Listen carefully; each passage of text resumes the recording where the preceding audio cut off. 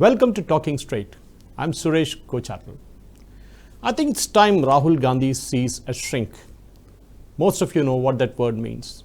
He quickly needs to see a psychiatrist. Mental issues are a big problem in India, and the depth of this can be understood by listening to Rahul Gandhi. Every time he opens his mouth, Rahul makes one blunder after another. It's bad when he addresses a public meeting in India or tries to speak in the Lok Sabha. But it's even an unmitigated disaster when he goes abroad, as he did recently in the United Kingdom. Let's see who invited him to speak in the United Kingdom first. It was first alluded that Rahul was going to speak at the Cambridge University, where he claims to have studied. Well, not much information is available on what he studied, where he studied, and when he studied in Cambridge. One is not even sure how he got an admission into Cambridge, because he is alleged to have done his graduation from St. Stephen's in New Delhi, where again he secured an admission under the sports quota. Don't ask me what game Rahul Gandhi played at the national level to get admission in St. Stephen's. Now let's look at where he spoke at in Cambridge. It was the Judge Business School, which many of us know is funded by someone called George Soros as one of its donors. It has a Pakistani, Kamal Munir, as a pro-vice chancellor. It was this Pakistani who provided the forum for Rahul Gandhi to heap insult on India. But let's look at the few points from the disastrous speech of Rahul Gandhi at the Judge Business School. Rahul asked why United States of America and Europe is not doing anything to subjugate India. Basically, why they are not kind of pushing India down. When I first heard this, I was not sure if I got it right. So I watched the video again. Yes, Rahul said that, and he said more. He said BJP was killing minorities, Dalits, and of course he named the Christians, and wondered why the powerful countries were not imposing sanctions on India. Imagine, this is the man who had taken an oath to preserve, protect, and defend the Constitution of India when he became an MP. Yet he goes abroad and asks a foreign country to attack India, economically and militarily. Of course, for Rahul Gandhi, everything has gone to dogs in India after May 2014. Before that, India was a perfect democracy. There was no attacks on anyone. It was so peaceful that 26/11 did not even happen in India. Even Pakistan no longer says such things about India on global forum. But Rahul Gandhi saying that democracy is under attack in India and that the judiciary is compromised. Well, when the SC appointed committee, that is the Supreme Court appointed committee, asked for the mobile phones to be submitted for investigation in the Pegasus issue, why didn't Rahul Gandhi submit his phone then? Of course, Rahul Gandhi had gone to Judge Business School to speak about another topic, which is about learning to listen in the 21st century. When Prime Minister Shri Narendra Modi was replying to the motion of thanks to the President's address in Parliament recently, almost all the opposition parties were shouting at him. The MPs from Congress and other parties kept raising slogans against Modi ji and tried to interrupt his school of thought. I assume that this was Rahul's way of listening. I will take it another incident to show how Rahul listens to people. Remember Himanta Biswa Sharma, the BJP leader and now the Chief Minister of Assam.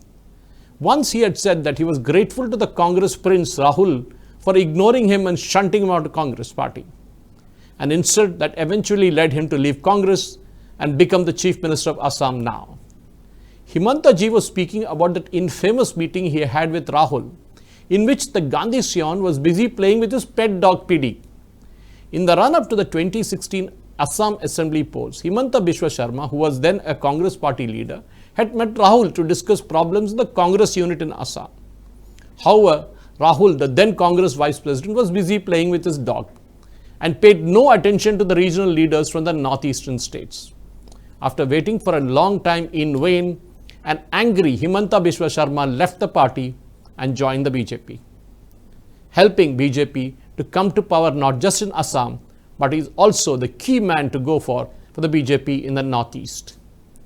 Congress leaders, Himanta Biswa Sharma says, were habituated to being insulted by Rahul Gandhi and even ignored by him.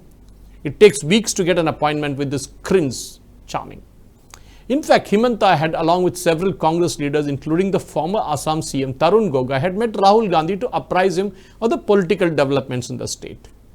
However, Rahul was busy playing with his cannon, as I said before, his friend Pidi, and ignored the state leaders. Biscuits from the same plate that were given to the dog were presented to the visiting Congress leaders by Rahul Gandhi. Congress leaders feared Rahul so much that they ate the biscuits from the same plate that the dog had eaten from. That infamous meeting with Rahul was not a standalone event that highlighted the apathy of the Nehru family, who acted and still act as if they're the rulers of India, the Mughals and the British. Himanta Biswa Sarma had resigned after the Pidi episode and met Sonia Gandhi, who then asked him to meet Rahul Gandhi once again. So, Himanta Biswa Sarma met Rahul once again at the famous Tughlaq Road residence of Rahul. What an appropriate name, isn't it? Tughlaq. Sharma was not spoken much of that meeting, but Congress leaders admit that the meeting was disgusting, to say the least. Himanta remembers having raised a few issues in the meeting, and Rahul Gandhi would say, "So what?" His typical answer for every question was the same, "So what?" Himanta was there for 20 minutes with Rahul, and he heard Rahul use the word "so what" more than 50 times. In this feudal culture that the Nehru dynasty used on the slaves, it is not surprising that Himanta left. Then in the United Kingdom, Rahul claims, of course, as I said before, that his phone had Pegasus software embedded in it. And an intelligence officer even warned him not to use his phone. This is another stupid statement, as everyone knows that Rahul was cooking up another story, like he had done numerous times in the past. The same Congress party that celebrates Supreme Court's judgment in the Election Commissioner's issue, but is against the Supreme Court in the Pegasus issue. It was not acceptable for Rahul and Congress to see that judgment of the Supreme Court. Why did Rahul not submit his phone to the Supreme Court appointed committee that was probing the Pegasus issue? Of course, no one in Cambridge, or for the matter any of the scripted meetings in UK, have asked Rahul this basic question. Then Rahul says the minorities, tribal, Dalits are all under attack. This is after the Congress got wiped out from the Northeast recently. Again, no proof, just makes sweeping allegations to show the Modi government in bad light abroad. Congress got 8 out of 180 seats in the 3 states where elections were held recently and the results were declared. All these 3 states has sizable minority and tribal population, and they wiped out the Congress party just like that. Congress is a party under whose watch the 1984 killing of more than 3,000 Sikhs happened in Delhi. Then there were riots in Hashimpura, Bhagalpur, Mumbai and numerous other places. Rahul will not remember all of this, but he will say BJP is doing riots, conducting riots. He will claim that he was a kid when all that happened, so he doesn't remember any of it. Then there is another allegation from Rahul that institutions in India are under attack. This grandson of Indira Gandhi, who imposed emergency on the country and whose family has a history of trampling upon the institutions like Supreme Court, media and the Election Commission, is talking about institutions being attacked. Mr. Rahul Gandhi, who was Justice Baharul Islam, who was Justice A. N. Ray, and remember, who was Justice Hans Raj Khanna. Please read up. Any recollections after that? In this hatred for Modi and BJP, Rahul does not have the guts to name Pakistan for the Pulwama terror attack and sought to downplay it every time. He even goes on to praise enemy nations like China while deriding our own troops. That too, all this on a foreign soil like the United Kingdom. And this is not the first time that Rahul spared our armed forces. He even doubts them, be it Balakot or even Galwan, or even saying that Hamari army ki pitai ho gayi. Imagine, that is the way he hates our army. No opposition leader in any other country in the world, with the exception of maybe Pakistan, goes to a foreign country and insults his own country. Rahul does not care for India, nor for its people. And rightly so, the people have shown this clown prince and his party their rightful place. People of Bharat will again throw out anyone who insults our country. We as a country have outlived the barbaric Islamic invaders, the British, the Portuguese, the Dutch, the French and everybody. We will throw out the fake Gandhis once and for all.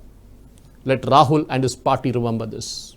This is the new Bharat, one that will give back twice as hard as it hit. Or as our armed forces have shown in the past, hum ghar mein ghus ke marenge. That is the motto. Thank you for watching. Jai Hind.